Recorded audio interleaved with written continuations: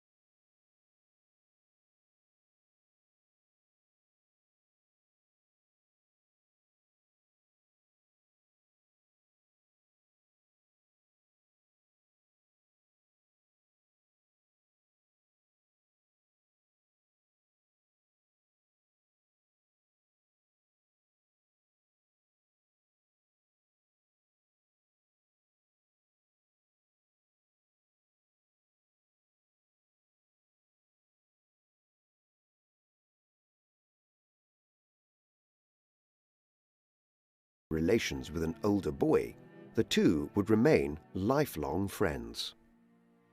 In 1737, Giacomo enrolled at the University of Padua at the age of 12 to study law, and would graduate with a doctorate in 1741 after writing a thesis supporting the rights of Jews to build synagogues. While Casanova himself hoped to study medicine, the Grimmanis intended for him to become a church lawyer. In 1739, he returned to Venice, where in January 1740 he received minor orders from the Patriarch of Venice and assumed the title of Abate. Following an introduction from his parish priest, Father Tosello, Abate Casanova soon came under the wing of Alvise Gasparo Malipiero, a senator in his 70s, whose palace was next door to the Casanova house. One of the leading political and social figures in the city, Malipiero welcomed Casanova to his palace and introduced him to high society. As a member of the clergy, Casanova also had access to the young convent girls sent there unwillingly by their mothers, dividing his time between the church, the Palazzo Malipiero, and the theatre. The tall young Casanova dressed in the latest fashions and curled his hair.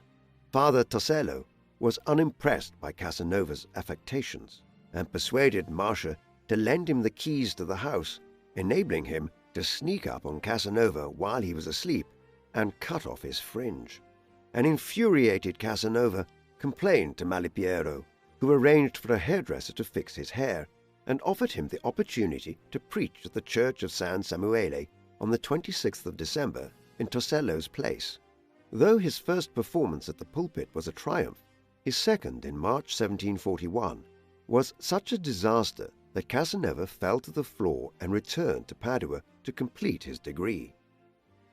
Within a few months, Abate Casanova was back in his hometown to resume his religious and not-so-religious duties.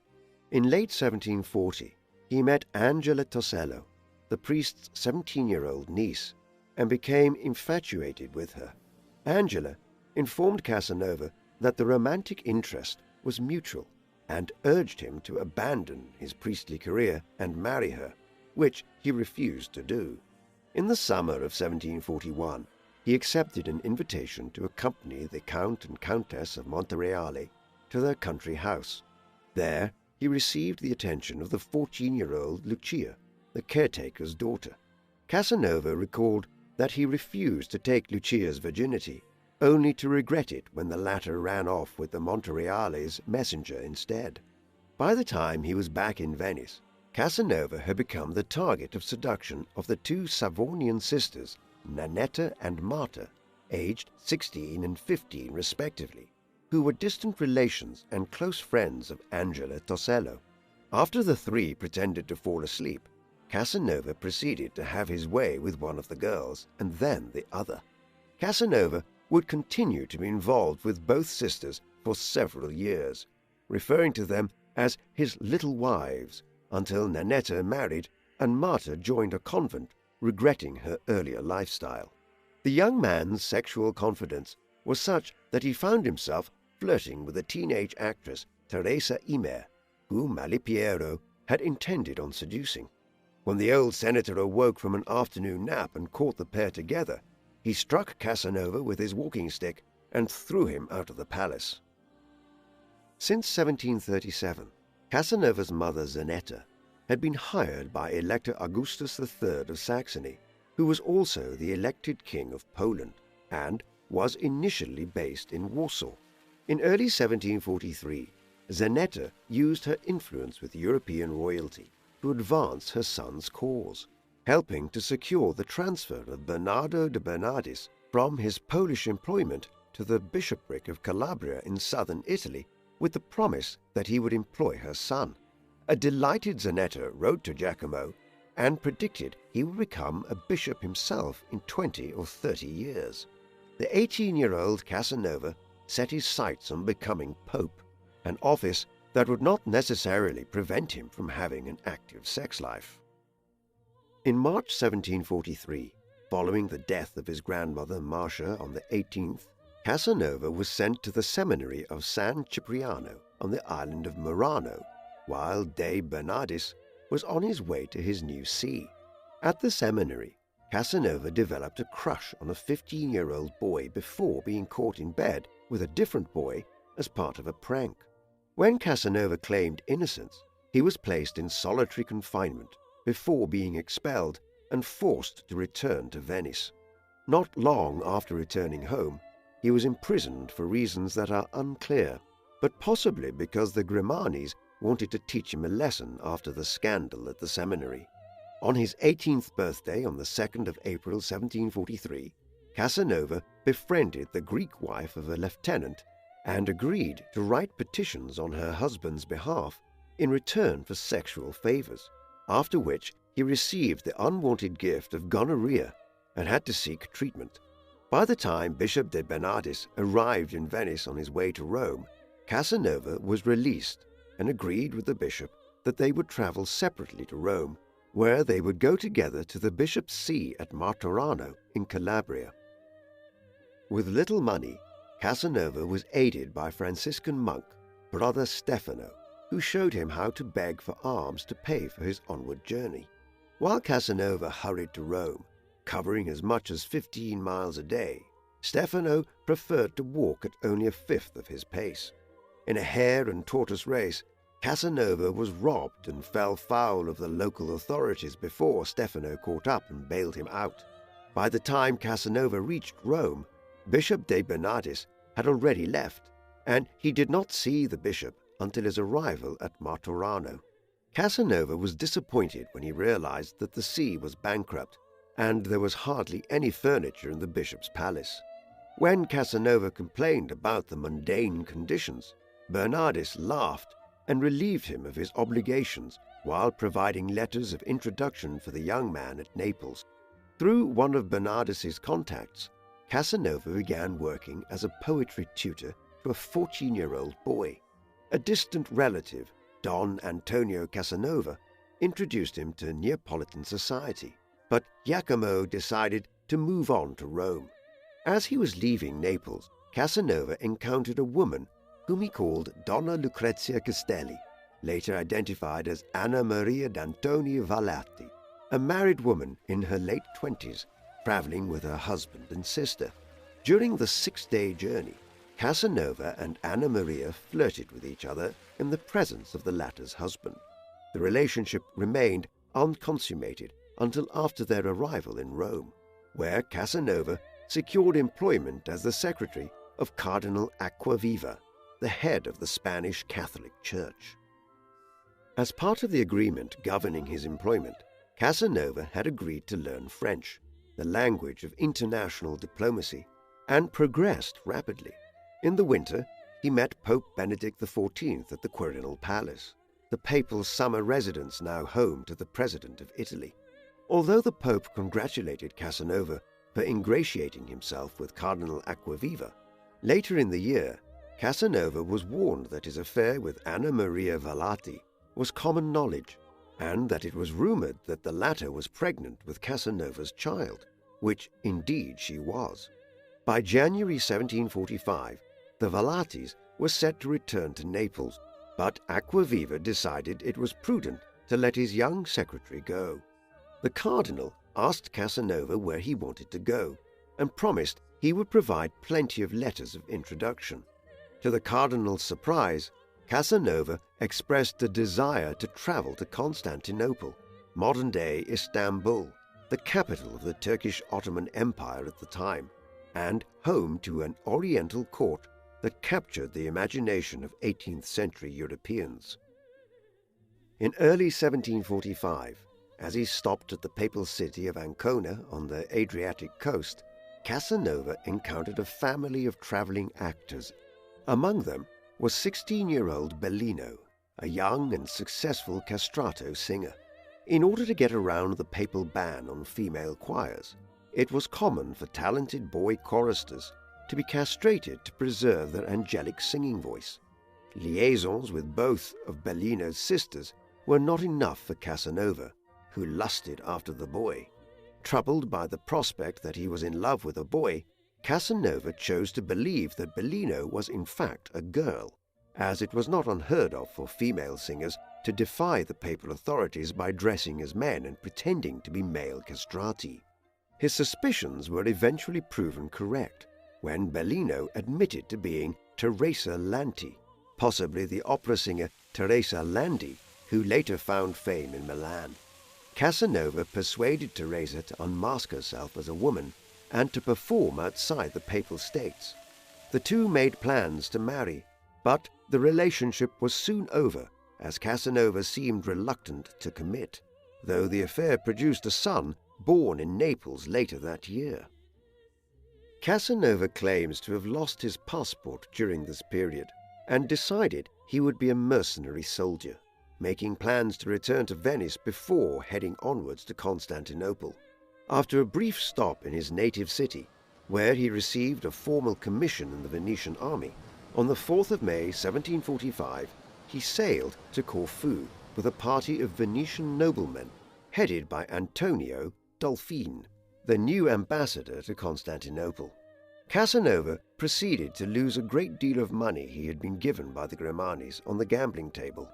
After arriving in Corfu, Casanova transferred to the Venetian warship Europa and reached Constantinople by mid-July. He carried with him a letter of introduction from Cardinal Acquaviva to Count Claude Alexandre Bonneville, a Frenchman who had since converted to Islam and served the Ottoman Sultan as Ahmed Pasha. Through Bonneville, Casanova was introduced to Yusuf Ali, a wealthy philosopher who suggested that the Venetian should marry his 15-year-old daughter Zelmi. He seriously considered the offer, but decided that conversion to Islam was a step too far. Casanova rejected the advances from another male aristocratic acquaintance, whom he refers to as Ishmael, though he agreed to join him on a fishing expedition. On their return, he eagerly accepted Ishmael's invitation to spy on 3 female members of his household bathing naked in a pool, a circumstance which obliged him to take part in his first homosexual encounter in order to extinguish the flame kindled by the 3 sirens. After leaving Constantinople with gifts from Yusuf and Ishmael, Casanova returned to Corfu and briefly served as an adjutant to a naval commander before choosing to go back to Venice in the autumn. Having failed to achieve his ambitions in priestly robes or in military uniform, Casanova asked the Grimmanis for help and was hired as a second violinist in the theatre's orchestra. In March 1746, Casanova happened to be riding in a gondola with Senator Matteo Giovanni Bragadin when the latter suffered a stroke. Casanova found a doctor who began to apply a mercury poultice to his chest, assuming the senator had suffered a heart attack. As Bragadin's condition worsened, Casanova overruled the doctor and intervened to remove the remedy, enabling the senator to recover. In gratitude and under the impression that Casanova possessed mystical healing powers, the 57-year-old Bragadin invited him to stay at the Palazzo Bragadin, fueling rumors that the men were in a homosexual relationship. Within weeks, Casanova agreed to be the senator's adopted son. The young man also befriended Bragadin's wealthy friends Marco Dandolo and Marco Barbaro, receiving money and support from all 3. With financial backing from the Venetian patricians, Casanova claimed to spend the rest of the year gambling and pursuing love affairs. Casanova's behavior was known to the Venetian Inquisition, the conservative organ of state censorship that regarded the rise of a man born into a family of actors as a subversive threat to the Venetian state. Casanova left Venice for Milan in January 1748, where he was reacquainted with Teresa Lanti's sister, Marina, now 17. Casanova accompanied her to Mantua, where she was to perform as a ballerina. While he doubtless had his eye on the teenage girl, Marina was more interested in her dance partner, Antonio Stefano Balletti, whom Casanova also befriended. In early 1749, just as he was about to leave Mantua after 2 months in the city, Casanova witnessed an argument at his inn between a landlord and a Hungarian soldier, who was suspected of having a woman in his bed masquerading as a man. After intervening to resolve the issue, Casanova discovered that the Hungarian's companion was a French woman named Henriette, on her way to Parma, having run away from an abusive husband. Immediately drawn to the lively and witty Henriette, who may have been around a decade older than him, Casanova proceeded to accompany her to Parma, where the two enjoyed a 3-month affair that appears to have been the most meaningful romantic relationship in his life. He was distraught when Henriette announced that she had agreed to return to her family in France and accompanied her over the Alps to Switzerland before bidding her farewell in Geneva. After initially returning to Parma to reminisce about his affair with Henriette, in the winter Casanova received word from Bragadin that he was free to return to Venice. He soon set up a small private casino, making a small fortune that allowed him to travel to Paris in June 1750 in the company of his friend Antonio Balletti, who had been in Venice since February for carnival season. Casanova was 25 years old and well on his way to becoming one of the most famous lovers in history. In fact, the 130 or so amorous experiences that he wrote about were not so extraordinary for an 18th century adventurer who traveled extensively throughout Europe. Compared to Casanova, the likes of the Marquis de Sade and Lord Byron were far more prolific in the bedchamber, but Casanova was unique in his candor when he wrote about the art of seduction. When Casanova arrived in Paris in the summer of 1750, King Louis XV was more than halfway through his 59-year reign, and his chief mistress, the Madame de Pompadour, was in her late 20s and at the height of her power and influence in both high politics and high fashion. While he rented his own lodgings, Casanova dined regularly at the Balletti house, where he was introduced to the leading lights of the Parisian literary world. The 76-year-old playwright Prosper Crébillon agreed to be his French tutor, giving him 3 lessons a week to refine his French. Crébillon and Balletti took him to the theatre, where he met some actors who had once performed with his mother. Casanova was also able to expand his social circle through his membership of the Freemasons. He had been initiated into a Masonic lodge as an apprentice at Lyon on the way to Paris, and within a few months of his arrival in the French capital, he attained the rank of Master Mason. The 2 years that Casanova spent in Paris during his first visit are littered with anecdotes. On one occasion, Casanova's friend Prince Charles Grimaldi, the Prince of Monaco, introduced him to the 43-year-old Duchesse de Ruffec.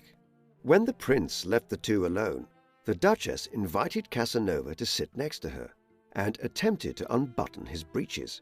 In order to thwart the Duchess's intentions, the horrified Casanova exclaimed that he had gonorrhea and was thrown out of the premises. In early October, Casanova joined the Ballettis as they accompanied the royal court to the palace of Fontainebleau, south of Paris, for the hunting season. A few days later, Casanova was at the opera and found himself sitting near Madame de Pompadour's box. After the royal mistress took notice of him and was informed that he was Venetian, she leant over her box and asked Casanova whether he was really from down there in Venice. Casanova confidently replied, "Venice, madame, is not down, it is up." Soon afterwards, La Pompadour's companion in her box, the Duc de Richelieu, asked Casanova which of the actresses he preferred. When Richelieu remarked that Casanova's choice had ugly legs, the latter told the aristocrat, "In assessing a woman's beauty, the first thing I always put aside are her legs." Such witticisms enhanced Casanova's reputation in Parisian society and encouraged other important people to seek introductions to the young Italian. Despite his enhanced reputation at court, Casanova still did not have a career that would make him a steady income, and continued to rely on support from the Ballettis, his Venetian patrons, and anything he managed to win on the card table. Any money he did receive was not enough to cover his increasing expenses, which included frequent visits to Parisian brothels with his young friend, the lawyer Claude Pierre Patou. As Casanova sought for means to sustain his lifestyle in Paris over the course of 1751, he was introduced through his Masonic contacts to the Duchesse de Chartres, the king's cousin, a beauty whose looks were tarnished by a skin condition that affected her face. She had been told about Casanova's healing powers, and the latter advised her to wash her face in water daily and avoid cosmetics. When the cure worked, the Duchess promised him a post which would give me an income of 25,000 livres, though nothing came of it. While Casanova admitted to being in love with the Duchess, whose extrovert nature and witty conversation endeared her to him, he decided that she was too ambitious a target, even though the Duchess had a list of lovers longer than Casanova's own. Casanova's stay in Paris was complicated by a lawsuit from his landlady, who claimed that her tenant had impregnated her teenage daughter Mimi. Although Casanova denied it, when the landlady lost her case, he agreed to pay court fees for both sides. While Casanova was still struggling to obtain any form of employment, his younger brothers Francesco and Giovanni had been training as painters for several years. In the summer of 1752, Francesco arrived in Paris after Giacomo suggested that the French capital could serve as a lucrative market for his battle paintings.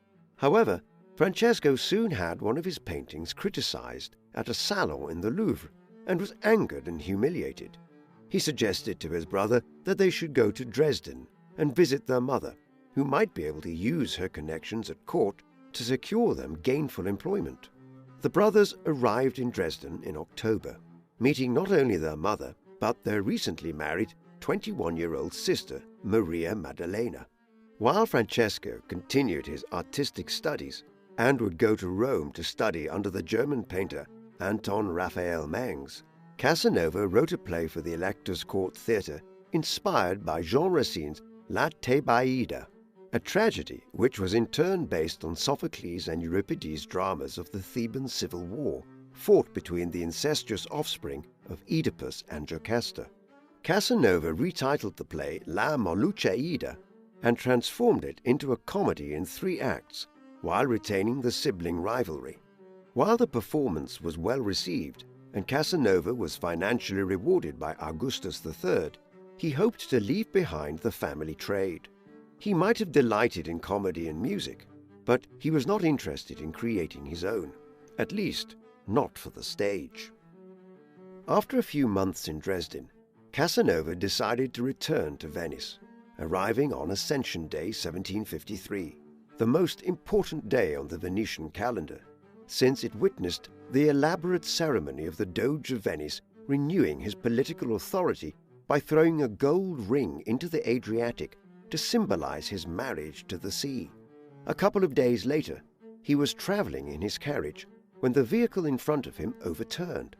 As Casanova rushed over to give assistance, he encountered the sight of the lady's skirts being upturned in his face. The following day, as he was having coffee in St. Mark's Square at the famous Café Florian, the same lady reappeared and reintroduced herself. While on a gondola trip with the lady and her male companion, Casanova learned that they were brother and sister, Pietro and Caterina Capretta. During the carnival season, Casanova bought a box at the San Samuele Theatre and invited the Caprettas frequently. While Pietro hoped to sell Caterina's virginity to Casanova, the latter had fallen in love with her and was unwilling to take advantage. When Caterina declared that she was in love with him and was prepared to marry him, Casanova could no longer resist and planned to get her pregnant to secure a dowry from her wealthy merchant father, Cristoforo. Despite Bragadine's support for Casanova's suit, Cristoforo rejected it and sent Caterina to a convent on the island of Murano to stop her from seeing Casanova. This failed to prevent Casanova from maintaining contact with Caterina via a lay sister named Laura, who acted as a conduit for other nuns and their lovers outside the walls, though given Cristoforo's instructions, it was too risky for the two to meet. Despite his intentions to marry Caterina, Casanova found time to reacquaint himself with Teresa Imer, whom he had last seen more than a decade earlier at the Palazzo Malipiero. Though Teresa was now married and was working at Bayreuth in Germany, she spent at least a night with Casanova and also became pregnant. While Teresa would give birth to a daughter, Casanova was distraught when Caterina miscarried in July. In November, he received an anonymous letter from one of the nuns in the Murano convent inviting him to meet her. He discovered that the woman in question was an older nun who had helped Caterina through her pregnancy. Referred to in his writings by the initials MM and never conclusively identified, she and Casanova carried on an affair over the course of the winter at a private house outside the walls of the convent sponsored by the French ambassador, François Joachim de Bernice, who was also involved with her. In his memoirs, Casanova suspected that MM and Caterina were also lovers. In early 1754, the former smuggled the latter out of the convent into the house to await Casanova, who was shocked to see her there and realized that he'd been set up. Though he vowed not to see either woman again, Casanova was soon enticed to participate in threesomes. Not long after, Caterina left the convent and married a wealthy merchant as her father had planned all along, while Casanova continued his affair with MM with a greater degree of intensity. Casanova's misadventures with nuns, his increasing indebtedness, and his social connections with Venetian aristocracy once again brought him to the attention of the Venetian Inquisition. On the 26th of July, 1755, he was arrested by agents of the Inquisition, who also confiscated a number of his books on astrology and erotic poetry. Taken to the inquisitorial prison under the roof of the ducal palace on the 12th of September, he was informed that he was to be incarcerated for 5 years without being told of the specific charges against him.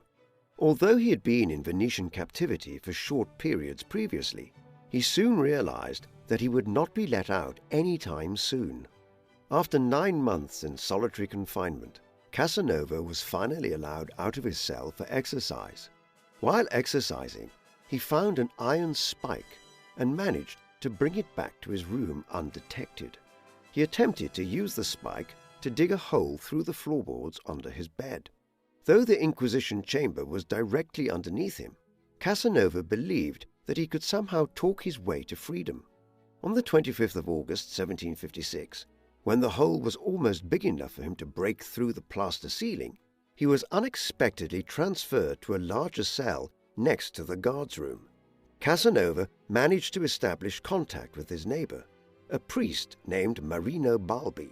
The two men hid notes in the books they lent each other and planned an escape. Casanova managed to smuggle the iron spike to the priest, who made a hole in his ceiling, concealing it with one of the paintings he was allowed to have in his room. On the night of the 31st of October, Balbi broke through to Casanova's cell, and the two took advantage of the Inquisition staff's absence on All Saints' Day on the 1st of November to make good their escape via the roof. Although they found themselves locked in, a night watchman allowed them to get outside. The two men escaped to the Italian mainland before going their separate ways. After a week, Casanova managed to get out of Venetian territory, and by the 5th of January 1757, he was back in Paris. With social connections but no money, he called on the Bellettis, who arranged for him to stay at a nearby house. Casanova also decided to track down de Bernice, who had been recalled to France in 1755 and was now serving as Louis XV's foreign minister. The latter introduced him to Jean de Boulogne, the Comptroller General or Minister of Finance. When Casanova heard about a scheme for a lottery to raise funds for the French state, presented by his fellow Italian Giovanni Calzabigi, Casanova made some calculations and agreed to become a trustee of the lottery. He used the connections he made at Parisian gambling tables to sell tickets, which promised to make men millionaires if they were to pick 5 correct numbers out of the 90 they could choose from. The lottery proved lucrative, not only for the French state, but for Casanova himself, who made a great fortune with an income of 120,000 francs a year. opening lottery offices in Paris and later across the country. He was 31 and finally secured a steady income, which enabled him to fund an extravagant lifestyle as a fixture of Parisian high society. On the 1st of March 1757, Casanova witnessed the gruesome execution of Robert-François d'Amiens, a former soldier who attempted to assassinate King Louis on the day of Casanova's arrival at the French capital. In a well-documented 4-hour ordeal, d'Amiens endured having his skin ripped off, molten lead poured over him, castration, and finally the quartering of his body tied to 4 horses while he was still alive. Casanova's description of d'Amiens' execution contrasted with the glamorous life he was living. He fell in love with Manon Balletti, the 17-year-old sister of his friend Antonio, and a talented musician in her own right. Although Manon was already engaged, she reciprocated his feelings in her letters, but Casanova was unwilling to seduce her out of respect for her family. While Casanova considered proposing marriage to Manon, he continued to conduct affairs with other women. On the 16th of September, Manon's mother, Sylvia Balletti, died, but not before asking Casanova to look after her daughter. Casanova promised to marry her, shortly before making a journey to Dunkirk on behalf of de Bernis to report on the condition of the French Navy, a mission that brought him 12,000 francs from the government. Manon eventually ran out of patience and married the royal architect François Blondel in the summer of 1760. While returning to Paris in October 1757, he found himself travelling in a carriage along with Comte de la Tour d'Auvergne and with a prostitute sitting on their laps. In the darkness, Casanova reached for her hand and guided it to his crotch. Just as Casanova was reaching climax, de la Tour spoke up. "I'm obliged to you, my dear friend, for this courteous and unexpected Italian handshake, a greeting I was neither expecting nor deserving of," and burst out laughing.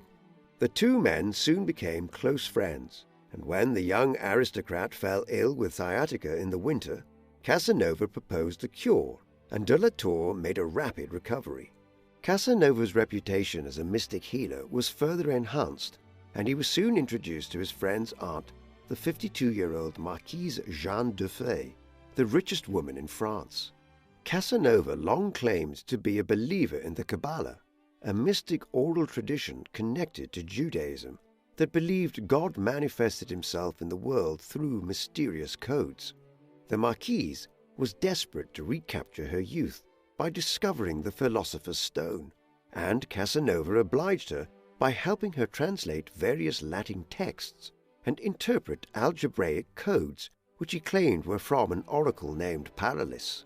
Casanova was soon one of several mystics who spent hours with her in the laboratory she set up in her home to conduct alchemical experiments.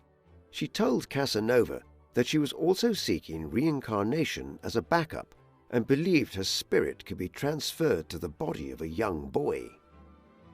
In between his dealings with the Marquise de Fay, in late 1758, Casanova carried out another assignment for the French state by traveling to Amsterdam to sell government bonds to finance military expenditure during the 7 Years' War. During his visit, he was reacquainted with Teresa Imer and sought to have custody of their 5-year-old daughter, Sophie, in exchange for an investment in her new private club in London. Teresa refused to part from Sophie, but offered her 12-year-old son, Giuseppe Pompeati. Back in Paris, Casanova introduced the boy to the Marquise de Fay as the Comte de Randa, and the Marquise effectively adopted him as the subject for an experiment to transmute her soul into his. Despite the lottery money, Casanova was once again struggling to sustain his lifestyle, especially after his patron, de Bernis, lost favor with Madame du Pompadour in December 1758 and was made a cardinal and sent to Rome.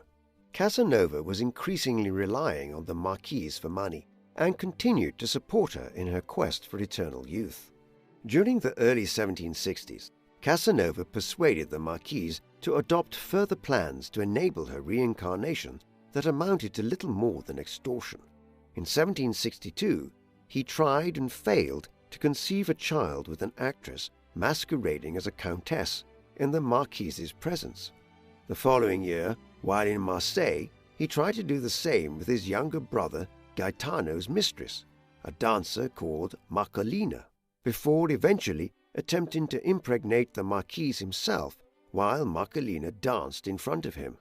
The Marquise agreed to this, even though Casanova informed her that she would die in childbirth, so her soul could inhabit the body of the child. Unsurprisingly, the Marquise failed to conceive in her late 50s, and was finally persuaded that Casanova's mystical claims were nonsense. Casanova's connection with the Marquise de Fay allowed him to meet the Swiss philosopher Jean-Jacques Rousseau in 1759, and the famed Voltaire a year later in Switzerland. The two men exchanged opinions on Italian literature and theatre, and Voltaire was surprised when Casanova, still on the run from Venetian justice, argued that Venice was one of the most liberal cities in the world. Although Casanova presented himself as Voltaire's admirer, he was critical of his opposition to the Catholic Church and would later criticize his political radicalism. In 1760, Casanova began to refer to himself as the Chevalier de Saint-Gall, a spurious noble title that happens to be an anagram of genitals. In addition to his work for the French government in Amsterdam, he traveled under this identity to the German and Swiss cities of Cologne, Bonn, Stuttgart, Zurich, Bern, and Lausanne before his meeting with Voltaire near Geneva. Casanova's frequent travels have encouraged the idea that he was being employed as a spy by the French government, though there is no conclusive evidence this was the case.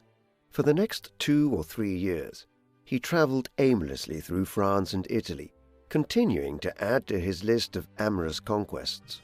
During the winter, he was in Florence, where he was reacquainted with Teresa Lanti, and met his 16-year-old son, Cesare Filippo. In Rome for Christmas, he was granted an audience with Pope Clement VIII, a fellow Venetian. He gifted the Vatican Library a valuable book which he received in Switzerland and was awarded the Order of the Golden Spur, which allowed him to use the title of Chevalier legitimately. In January 1761, he was in Naples when he met a 17-year-old girl, Leonilda, mistress to the impotent Duke of Mantalone. His attempts to seduce her were abandoned when he discovered that her mother was the widowed Anna Maria Valati, and that Leonilda was his own daughter. He re-established intimate relations with the 36-year-old Anna Maria, and the two discussed marriage, though the latter would only consent if Casanova agreed to remain in Naples. As Casanova traveled back north up the Italian peninsula, he set his sights on the Bavarian city of Augsburg, where he had agreed to represent the Portuguese government at a proposed peace congress to discuss terms to end the 7 Years' War. By the time he arrived, he discovered that the congress had been cancelled, prompting him to return to France and Italy. While in Turin in September 1762, he met and befriended the English aristocrat Hugh Percy, Baron Warkworth, who was in Italy on a grand tour. When Casanova returned to Paris in May 1763, he saw among his mountain of correspondence a couple of letters from Teresa Immer in London, who was styling herself Teresa Cornelis, after her Dutch lover Cornelis de Richeboos. Casanova accepted her invitation to visit the English capital, taking with him Teresa's son Giuseppe and the jewels he had been given by the Marquise de Fay. Casanova arrived in England on the 11th of June 1763, though it was not until the 13th that he called on Teresa at Carlisle House on Soho Square, where she hosted exclusive parties and concerts for an aristocratic clientele. Teresa had built up a rather respectable social position and was cautious about the impact that Casanova and his Parisian habits would have on her social gatherings. After a few visits to certain English courtesans, Casanova decided that he wanted a more permanent lover who shared a common language. On the 5th of July, he took out an advert in the London Gazetteer and Daily Advertiser, seeking to rent out accommodation in his Pall Mall flat to a single lady who might expect some peculiar advantages as part of the arrangement. The woman eventually chosen was a Portuguese Catholic brunette whom Casanova referred to as Paulina, and the two engaged in a brief affair until the latter returned to Portugal in early August. Casanova also shared his premises with 10-year-old Sophie, his daughter with Teresa, before sending her off to a boarding school in Hammersmith. Having wandered through Europe rather aimlessly for a few years, the 38-year-old Casanova attempted to establish roots in London, but his money continued to dwindle. In London, he was reacquainted with Marie-Anne Chapillon, a teenage courtesan whom he had met several years earlier in Paris. She had been kept by Francesco Morosini, the Venetian ambassador, but Casanova agreed to set her up in Chelsea. Nevertheless, when they went to bed, the relationship was unconsummated, and Casanova later found that Marie-Anne wanted Casanova to forgive the debts her family owed to him. Though he agreed to do so, she continued to resist, leading to Casanova threatening her violently before swiftly repenting. Casanova was briefly detained at Newgate Prison for assault, but persuaded the judge of his innocence. He exacted his revenge by buying a parrot, teaching it to say, "Mademoiselle Chapillon is more of a whore than even her mother," before leaving the bird at the Royal Exchange near the Bank of England. Short of money, suffering from depression and venereal disease, in early 1764, Casanova left London to resume his adventures across continental Europe with money from Bragadin and his Kabbalist connections. Casanova had failed to sell a lottery scheme in England, but was keen to lobby King Frederick the Great of Prussia in Berlin through an old acquaintance, the Scottish Jacobite Lord George Keith, who was then serving as a Prussian field marshal. Casanova's initial meeting with Frederick did not go well, and the latter said that he regarded the lottery as a swindle on people who bought tickets. Despite these remarks, Frederick allowed Casanova's colleague Giovanni Calzabigi to run a Prussian lottery. Several weeks later, the king offered Casanova to become a tutor at the elite military cadet school, instructing the aspiring aristocratic officers in etiquette and international relations, but the Italian turned it down. While Casanova was making himself known to Berlin's theatrical scene, he was encouraged by a couple of old acquaintances to go to the Russian court at St. Petersburg. After leaving Berlin late in the year, he arrived at the Russian capital on the 21st of December, 1764, and took a house on the fashionable Millionaya Street between the river Neva and the city's main thoroughfare of Nevsky Prospect. Founded by Tsar Peter the Great in 1703 on the marshes of the Neva Delta and nicknamed the Venice of the North, St. Petersburg was a city still under construction at the time of Casanova's visit. The 34-year-old Empress Catherine II, known to history as Catherine the Great, had only been on the throne for 2 years after seizing power from her estranged husband Peter III. Through Italian dances at the court theatre, Casanova was introduced to powerful statesmen, including Ivan Yelagin and Nikita Panin, as well as Princess Ekaterina Dashkova, the Empress's close friend and advisor. Although Casanova first saw the Empress at a Venetian masquerade ball at the Winter Palace on the night of his arrival, it would be several months until he managed to talk to her. In early 1765, while meeting with his friends near the imperial palace of Ekaterinhof, Casanova encountered a peasant girl and arranged to buy her as a servant from her father for 100 rubles. He named her Zaire, after the title character of a Voltaire play, and took her as his lover. He also taught her Italian and bought clothes for her, and the pair became a fashionable fixture along the Millionaya. On one evening, Casanova decided to leave Zaire at home to attend a party with several Russian officers and a Frenchwoman he designated as La Rivière, whom he had met the previous night. Among the officers present were the brothers Alexander and Pyotr Lunin, who served in the elite Preobrazhensky Guards. The 17-year-old Pyotr was known for his effeminate beauty, and not for the first time in his life, Casanova suspected that he was in the presence of a woman dressing up as a soldier. Pyotr rose to the challenge by undoing his breeches and discredited Casanova's theory.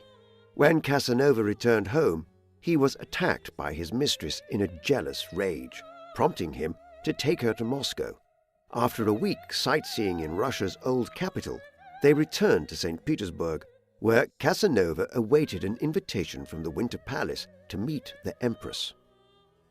Following a suggestion from Count Panin, at some time during the summer when St. Petersburg experienced its white nights, the midsummer midnight twilight, Casanova waited in the summer gardens to intercept the imperial party, of which Panin was a member. During his first conversation with the Empress, the two discussed the city's musical scene. At their second meeting, Catherine asked Casanova about Venice and the Gregorian calendar used in Catholic countries, and the Venetian was able to explain why the new calendar was a more effective means to keep dates aligned with the Earth's orbit. Catherine considered adopting the new calendar, but feared the backlash from her Russian Orthodox subjects, and on their third meeting, 10 days later, Casanova was surprised that Catherine had been briefed about the differences in how Easter was calculated in the Eastern and Western churches. Although Casanova hoped for an appointment at the Russian court, and possibly to sell his lottery, he met the Empress on one further occasion before leaving Russia empty-handed. After leaving Zaire with the Italian architect Antonio Rinaldi, who was to build several well-known landmarks in St. Petersburg and nearby imperial retreats, Casanova left Russia on the 1st of September and arrived in the Polish capital of Warsaw on the 10th of October. Casanova was armed with a letter of introduction to Prince Adam Kazimierz Czartoryski, an influential statesman and cousin of the new King of Poland, Stanisław II Augustus Poniatowski, who owed his elevation to the elective crown in 1764 to the influence of Empress Catherine, his former lover. In addition to audiences with the king, Casanova travelled around the country and stayed with wealthy aristocrats. On the 4th of March, 1765, 5 months after his arrival in Poland, Casanova attended a performance at the Royal Theatre and went to pay his respects to the 2 Italian dancers. One of them, Anna Binetti, was angered that Casanova had not called on her first, and prevailed upon her lover, Franciszek Scaveri Branicki, to complain. Infuriated at being called a Venetian poltroon, Casanova challenged the Polish nobleman to a pistol duel, in which both were wounded. News of the duel reached the king, who ordered an investigation that found that Chevalier de Saint-Gall was not a nobleman and that he was heavily indebted. Casanova was obliged to leave Poland and departed on the 8th of July, 1766. The duel only served to enhance Casanova's fame and notoriety, and in later years he would become good friends with Branicki. After leaving Warsaw, he stopped in Dresden to visit his mother, now in her late 50s, before moving on to Vienna and various German cities. In the late summer of 1767, he was taking the waters at Spa in modern-day Belgium, when he ran into an old acquaintance, the Marquis de la Crochet, who had lost all his money gambling and was left helpless with his young, pregnant mistress, Charlotte Lamotte. Casanova took Charlotte to Paris to give birth to the child, but she died in the process. While in Paris, Casanova learned that his patron, Bragadin, had died at 78 years old, and his prospects further deteriorated when he was banished from Paris, prompted either by the Marquise de Fay's family or by his many creditors. Casanova therefore chose to go to Spain, where he went to seek employment in the government from the real Conde de Aranda, the Spanish Prime Minister, but was unsurprisingly turned down. While he was getting himself into increasing debt, he was briefly imprisoned in February 1768 for carrying hidden pistols. His fortunes did not get much better after his release, and he was obliged to leave Madrid only to run into further trouble later in the year in Barcelona, when he was attacked by two men. After killing one of the assailants with his sword, Casanova was imprisoned for more than 40 days. Leaving Spain after his release, in early 1769, Casanova wandered aimlessly in southern France, suffering from poor health, which he ascribed to syphilis. During a 4-month stay at Aix-en-Provence, he learned that his old flame, Henriette, was in town, and the latter sent her housekeeper to nurse him. Casanova resisted calling on her until he was leaving Aix, and decided to visit her chateau on the road to Marseille. When he learned from the very same housekeeper that Henriette was at her Aix townhouse, he left a letter for her. In Henriette's reply, she told him that they had in fact attended the same gathering, but he failed to recognize her, remarking that both of them had aged considerably. She added that she was now a widow and rich enough to help him financially if he needed any money. While she warned against him returning to Aix, she was willing to continue their correspondence, and Casanova claimed that they continued to exchange letters for the rest of their lives, though these do not survive in his archive. According to Venetian files, Casanova had been trying to re-ingratiate himself with the Venetian authorities since the 1750s, and he looked for a way to be allowed back to his native city. Although he had begun working on an Italian translation of Homer's Iliad and was also writing a history of Poland, he turned to writing a 3-volume political treatise on the government of Venice, subsequently known as the Confutazione. Though Casanova praised every aspect of the Venetian government, he received no initial response after sending a copy to Venice in December 1769. At the Tuscan port of Livorno, in January 1770, he met Count Alexei Orlov, the Russian nobleman whose brother Grigori had been Catherine the Great's lover, who was organizing a fleet to fight the Ottoman Turks. Casanova declined Orlov's invitation to join him in a campaign that led to the great Russian naval victory at Chesma in early July, and journeyed overland across the Italian peninsula. On his way to Rome, he found himself traveling with a young English lady named Betty, who happened to be a close friend of his daughter Sophie at the boarding school in Hammersmith. Though Casanova managed to win Betty from her male companion, he reluctantly agreed that he had to pretend to be her father in public. Casanova proceeded to Naples, where he seemed to find old acquaintances everywhere he went.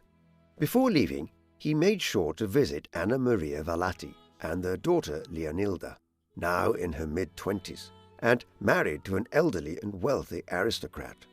Anna Maria informed Casanova that she did not believe Leonilda's husband was capable of giving her a child. The conversation set the context for an incestuous encounter between Casanova and Leonilda in the garden.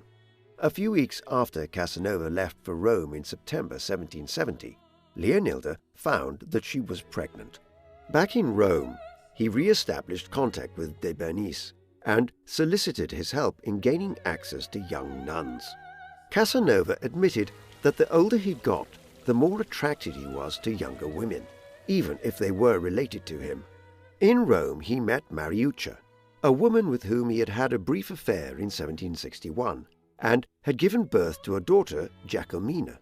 Giacomina's music teacher happened to be the former mistress of Casanova's brother Giovanni, and the mother of their daughter, Guglielmina. Mariuccia arranged for the 4 of them to meet, and made love to Casanova while the young girls were sleeping naked in the same bed. Although Casanova refrained from any sexual activity with his own daughter, he was happy enough to do so with Guglielmina, with Giacomina watching. After a 6-month stay in Rome, Casanova continued to travel throughout Italy, ending up in Trieste. He continued to work on his writing projects and completed his study of Poland's recent political history, which was eventually published in 1774. While in Trieste, he re-established contact with the Venetian authorities and conducted espionage activities on their behalf. This enabled him to receive a pardon from Venice in September 1774, allowing him to return to his native city after 19 years.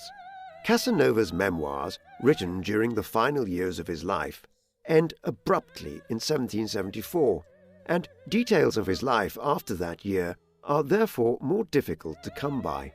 On the 14th of September, he returned to Venice, where he met many of his childhood friends, including Angela Toselli and his ex-fiancée Caterina Capretta. Though Bragadin had been dead for several years, his friend Marco Dandolo invited Casanova to stay at his palace. Casanova published 3 volumes of his translation of the Iliad between 1775 and 1778, before abandoning the project due to lack of interest. By 1776, he resumed his work with the Venetian Inquisition and was paid 15 ducats each month. In the summer of 1779, he met a seamstress, Francesca Buschini, and soon moved in with her family, and the two lived as a respectable couple. Casanova was once more forced to abruptly leave his native Venice in 1782, after a dispute with the nobleman Carlo Grimani over the terms of a debt agreement. Casanova responded by writing an allegorical satire on Venetian aristocracy, which, among other things, claimed that he was the son of Michele Grimani and that Carlo was not. His efforts to make amends, after realizing he had gone too far, were to no avail, and he left Venice on the 17th of January 1783. By September, Casanova was staying with his brother Francesco in Paris, where he met Benjamin Franklin, the American ambassador to France.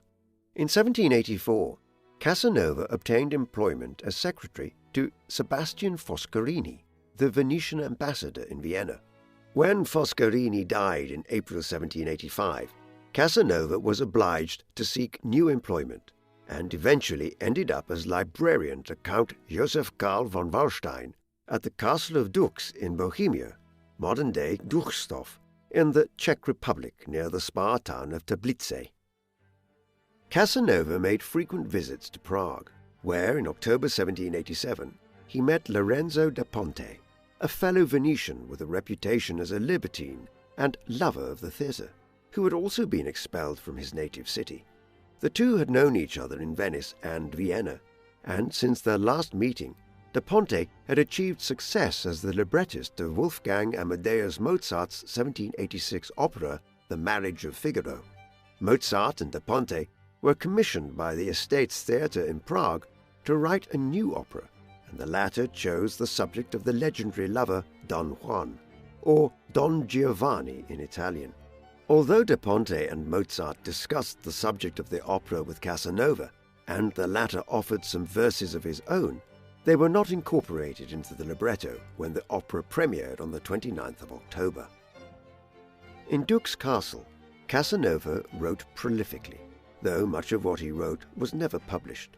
In 1787, he wrote an account of his dramatic escape from Venetian prison more than 3 decades earlier.